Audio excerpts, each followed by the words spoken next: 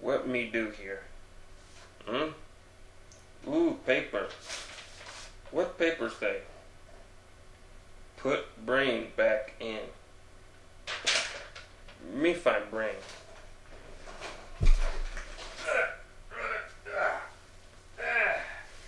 Oh God, that was painful. Woo. Hello, folks. Shin Tiger Curl here, that dude in the straw hat, and I'm here for another wrestling review. I'm of course joined by my co-host and fellow wrestling fan, Joe. Say hi, Joe. Joe? Oh crap! Hold on.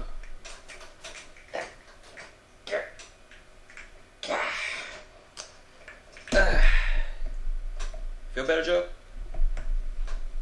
Yep, he feels better. And you're wondering why we went to all this trouble, you ask? Because we had both taken out our brains. Yeah, as you can already guess, it's Thursday night, so it's time for Impact. Will Impact be able to surpass the below subpar Raw that we had to experience this week? Let's find out, shall we? Have my notes. Of course, it reminded me to put my brain back in, because when you're watching Impact, sometimes the best way to do it is just to take your brain out and forget logic. Alright, Impact starts out with Dixie Carter, of course, trying her best to look upset. This is Dixie Carter we're talking about. She has the emotional range of Matthew McConaughey. Well, not Matthew McConaughey, Matthew Broderick. Yeah, so she's trying to look and sound upset, but it's just not working. Sorry, Dix. You just suck as an actor.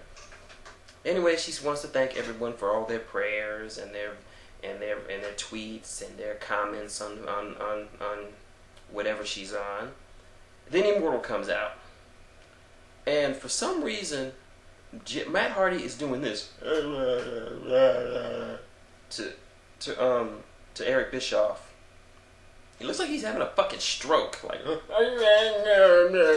version 2.1 cake.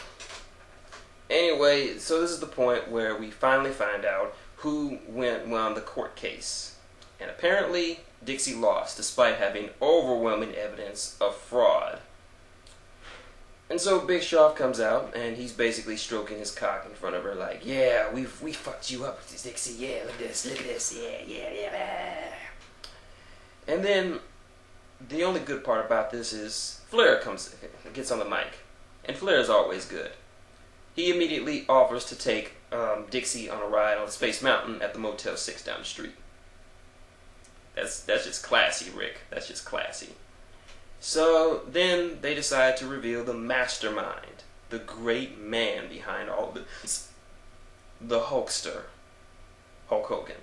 And he cripples his way to the ring, and he basically goes all heelish and makes some very disturbing comments about, we used your family, brother. We used all your money. We took your company. Yeah, so we can run it the way we want to, brother. Yeah. I hate you, Hogan. Let's see. They said that the only thing they have left her with was her dignity. And I'm kind of scared at this point. I mean, we already had Hogan last year threatening to beat up Dixie Carter. Now I think he's suggesting that Immortal is going to gang rape her in the middle of the ring. Run, Dixie. Run fast. Anyway, Fortune comes out. New theme song. I like the new theme song. And they all cut the usual shocker with James Storm chugging a beer like, hold on, I got a drink. So anyway, they say that Dixie is under their protection and they're still going to fight Immortal. And Hogan brags that he has 100% power in TNA. Keep this in mind. Remember, he said this at the start of the show, 100% power. Total control of TNA. Alright, just keep that in mind. So there's a little scuffle between Fortune and Immortal that doesn't amount to anything because the TNA security is for once doing their job and holding people back. Let's see. Next up, we have a backstage segment, and apparently Immortal has enlisted the services of NFL pro athlete Bart Scott to act as an enforcer now. Didn't you learn your lesson with Didn't you learn your lesson with Pac-Man Jones? Yeah, NFL, TNA, they don't mix. And we get a proof of this as Matt Hardy is escorting Bart outside, and they run afoul of both Fortune and Dixie.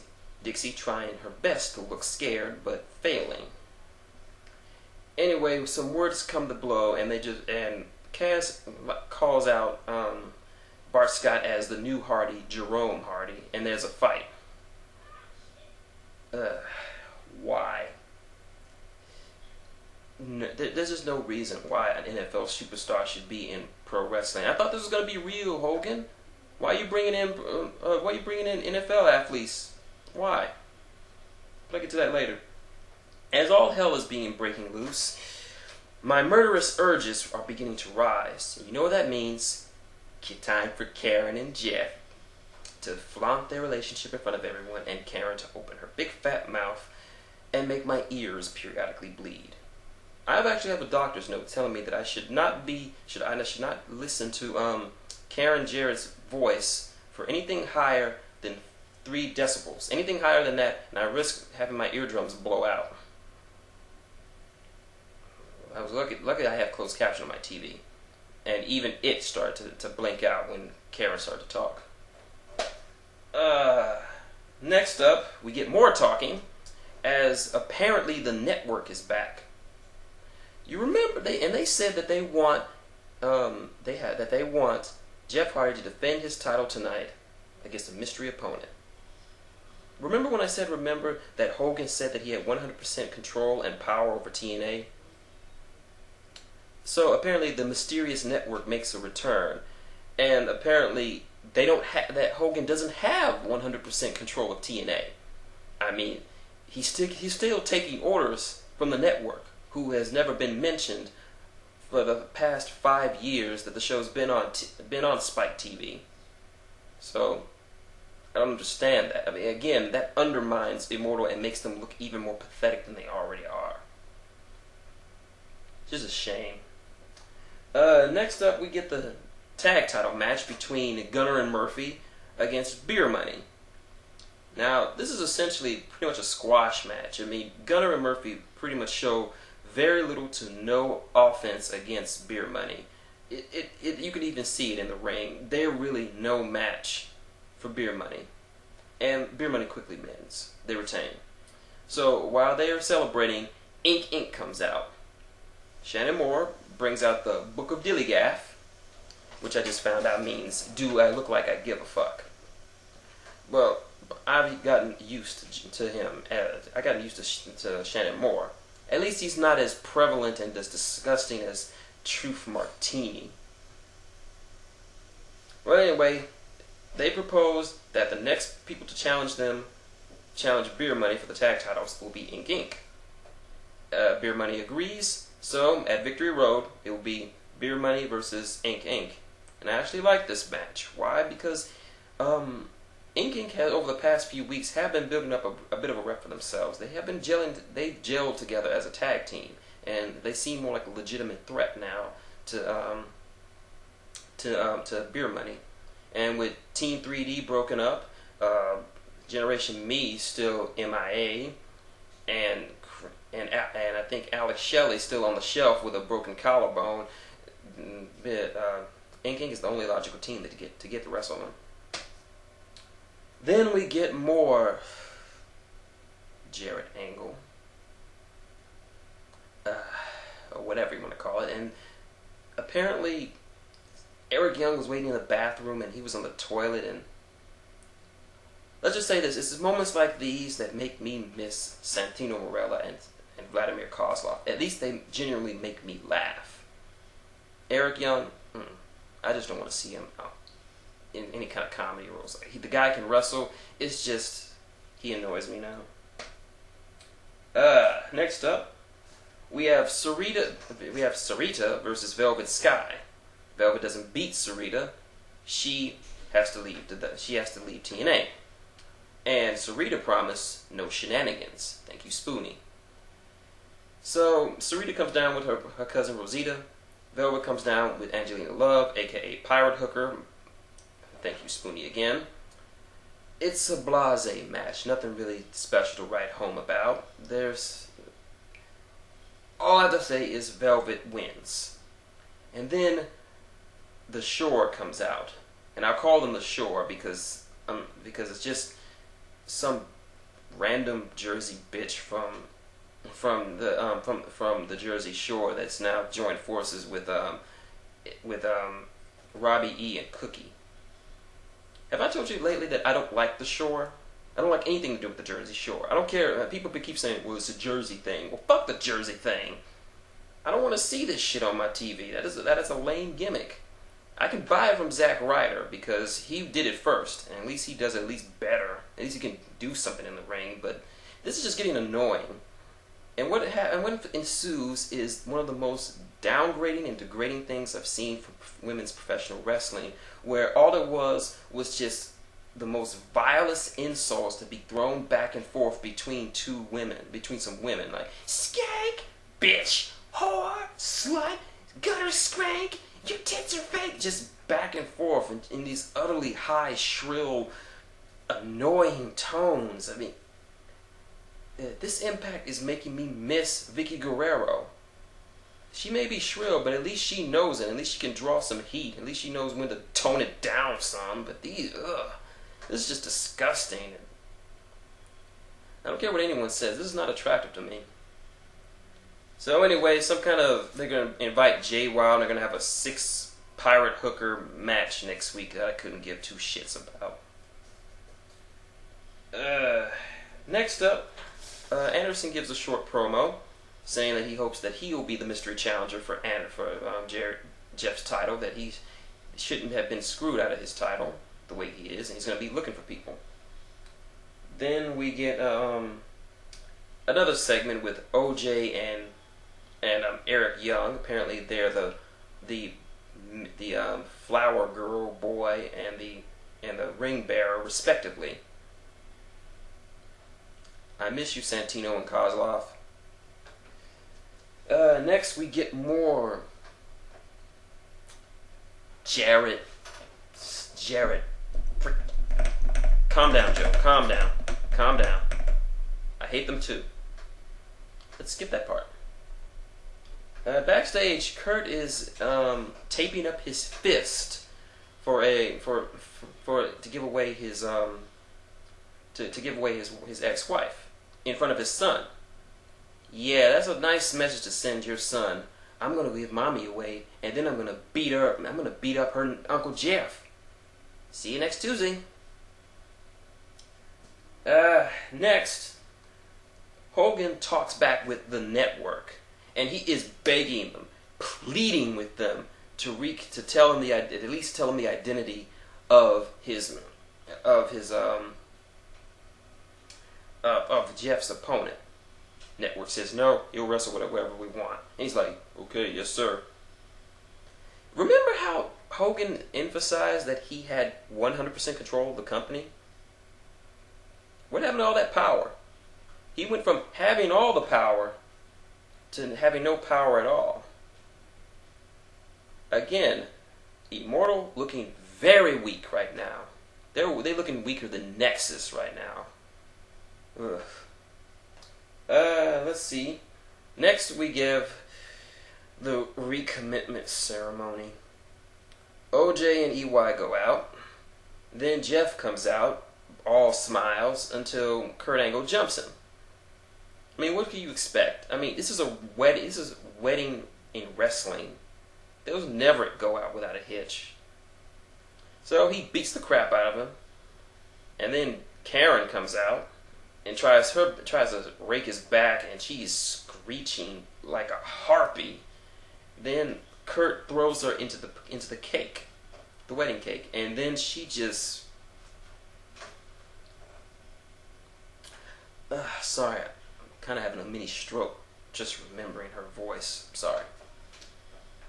So I'm happy with this because it's ending quickly. But no, it's not.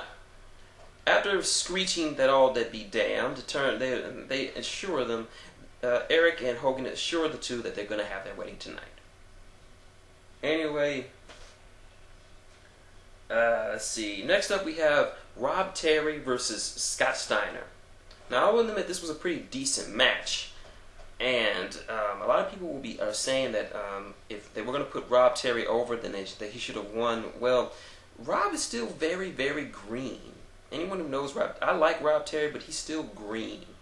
And for him to go over on Scott Steiner in a match clean, what you couldn't book that properly. He's just too green. But for what the match was worth, it was pretty good. Scott was moving reasonably well considering his age and his shape. He was still doing all the things that he normally does, and he wins the match by locking in the recliner. You could tell he's not exactly in the best of shape since he doesn't really lean into it. But overall, it was a solid match. Yeah, and this will hopefully build up more into a better feud. Alright. Next up, backstage, Kurt is untaping his fist when Rick brings in that Bart Scott guy. It's like, look at this guy. He's better. He's jacked. He's from the NFL. He's gonna make sure you don't do anything. Whoa! Whoa! I'm God. I'm God. I'm God. God. And this intimidates Kurt Howe. I mean, you bring in a guy who has no wrestling experience and expect him to do anything against one of the all-time greats of the ring. You're not selling yourself very well. You're not recruiting very well, Immortal. This is making you look very, very weak. Alright, next up, Hernandez and Matt Morgan. One-on-one. This was an okay match. Nice little back and forth. Not something I would expect to end this feud. It's more like the beginning since they've been feuding since last year. But it was an okay match. They squabble outside, and Hernandez just keeps repeatedly hitting Matt Morgan's face into the steel steps until the ref DQs him. And Matt was kind of overselling it. I mean, I don't know. That maybe it's just me, but he was kind of overselling it. Overall, it was not. It was an average match. Nothing to write home about, and it's not the end of the feud. So whatever. Next up, Hogan and Mr. Anderson have a little powwow backstage, and this actually makes Mr. Anderson look very good because he kind of vents the frustration of the majority of TNA's quote-unquote fans with how things are run. I mean, he's like, "Oh, what now? You taking orders from the network? I thought you were running things, big boy. I thought you were running things. Oh, I hate you. I hate you too, brother. I hate you more. Let's kiss. Okay, brother." No, they didn't really do that. But yeah, this just made Hogan look very, very weak. I mean, he backed down from Anderson like, "I'm only sitting down, brother, so I don't put my fist through your face." Hogan, at this point, no one would believe that you could beat eggs. So stop messing. And Anderson knew, was like, "Oh, I'm going to get out of here. Ooh. Make sure you put your back thing on. Oh, that's your back breaker. Oh, by the way, you disgust me, Hogan." Yeah. Next up, we get the commencement ceremony again. And, of course, EY and OJ head to the ring. Jarrett heads to the ring.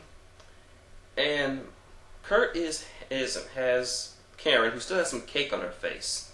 Somebody on the forum said, I forgot who it was, you know who you are if you're watching this, said that Karen looked like she got bukkakied in the face. If you don't know what bukkake is, look up some porno sites. But anyway, they get to the ring, and they have the little vows, and then they exchange vows, which is basically Karen and Jeff browbeating and humiliating Kurt Angle, saying that he wasn't a man, and he wasn't a real husband, and blah, blah, blah, and blah, blah, blah. I still don't like this angle. It's disgusting. But Kurt is just standing there with this nice little smile on his face going, while they're just browbeating the shit out of him. Then they exchange rings, then they get remarried, and Kurt leans over to the minister and says, excuse me, is it over? Is everything over? Yes. And he's like, okay. He kicks over the stand, revealing a fucking axe, and the ring clears out.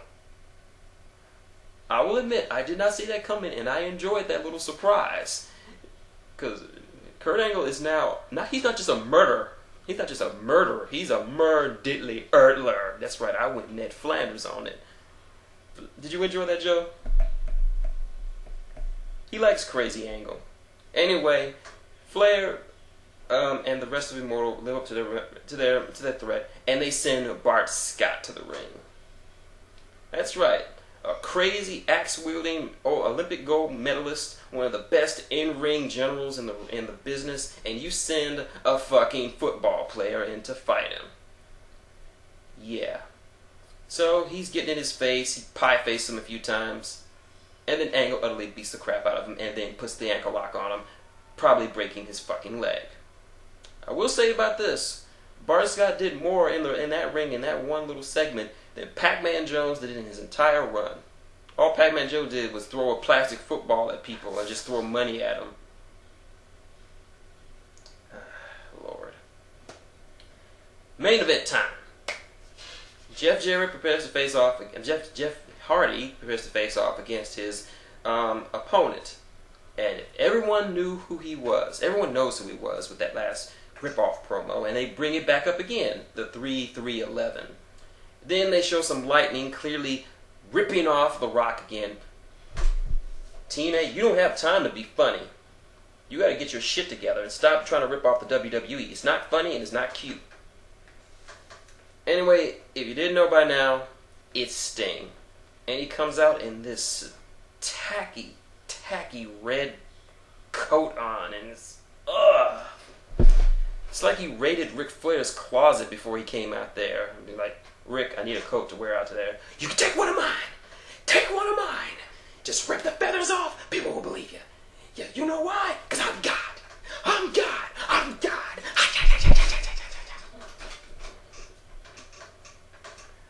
Overall, this was a good match. I mean, not saying it was the best, but you knew that Hardy was going to drop the title to Sting, so there was no real suspense about it. He eats 2 Scorpion Death Drops, and Sting's the champion. Overall, my overall thoughts.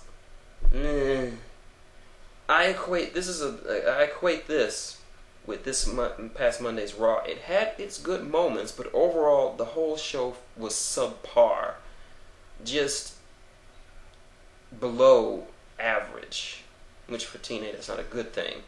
But the fact that I rank them both in the same category. Neither one did a very good job of promoting themselves this week. Raw was subpar, and Impact was subpar. It's just and that whole network angle, not to mention recruiting a football player to take on Kurt Angle, really demeans, really makes Immortal look powerless and weak. For a group that supposedly has 100% control of the company, they took orders rather well from a faceless entity that has never appeared on screen or talked about in over the 5 years since TNA came to Spike TV. I mean, that is just pathetic. And Hogan was made to look like a total bitch by Anderson. I mean, the guy just pulled your punk card, Hogan, and you just took it. Ugh. And also, Dixie Carter should never be on TV again. No. I will agree with Hogan. Hogan said one thing. Dixie Carter is TNA's biggest mark, and that is a bad thing for a company when she can't even see the bad shit going down. So overall, like I said, it's on par with Raw, this week's Raw, which is not a good thing. Both of them were equally just sour milk. And if you were just equally sour milk. Bad, but still usable. So that's a shame. Anyway, that's my review. So tune in tomorrow where we'll hopefully SmackDown will wash some of this taste of this bad Raw and Impact out of my mouth with some good wrestling.